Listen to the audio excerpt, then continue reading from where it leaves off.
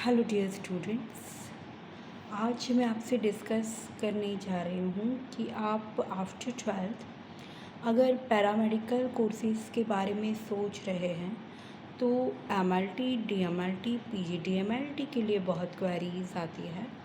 तो ये जो सारे कोर्सेज़ है paramedical courses, specially medical laboratory technological courses, उसमें सबसे पहली क्वेरी ये है कि ये ऑप्ट करने के बाद हम क्या अपनी लेबोरेटरी खोल सकते हैं या नहीं खोल सकते, उसका परमिशन है या नहीं है।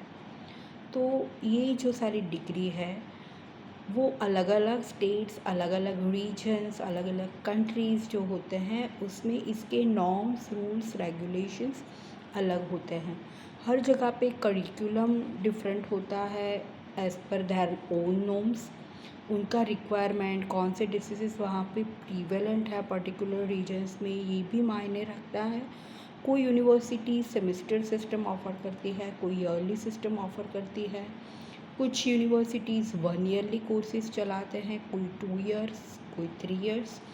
तो इसमें सही क्या है, कौन सी यूनिवर्सिटी में एडमिशन लेना चाहिए, इसके क्या मायने होते हैं, आपकी डिग्री की वैलिडिटी कितनी है, वो सारी चीज़ें देखने के बाद हमेशा एडमिशन्स कंफर्म करना चाहिए। तो एडमिशन्स करने के लिए, कंफर्मेशन के लिए सबसे पहले आपको जो चीज़ ध्यान में रखनी है वो ये कि आप जिस यूनिवर्सिटी में जो कोई भी कोर्स कर रहे हो वो एक्चुअली क्यों कर रहे हो, फ्यूचर प्लानिंग आपका क्या है। तो what is the reason you are selecting that particular course. Second चीज़ कि आप इंडिया में रहने वाले हो या आउट ऑफ इंडिया जाने का आपका कोई प्लान है। तो आउट ऑफ इंडिया अगर जा रहे हो तो आपकी ये जो डिग्री है उसका क्या वैलिडिटी है। और तीसरी चीज़ आपको ध्यान में रखना है कि फ़ी स्ट्रक्चर क्या है, because you are investing in one way and उसका रिटर्न क्या मिल रहा है। तो ये 3 चीज़ ध्यान में रख के ही आपको ये कोर्सेज सिलेक्ट करने चाहिए।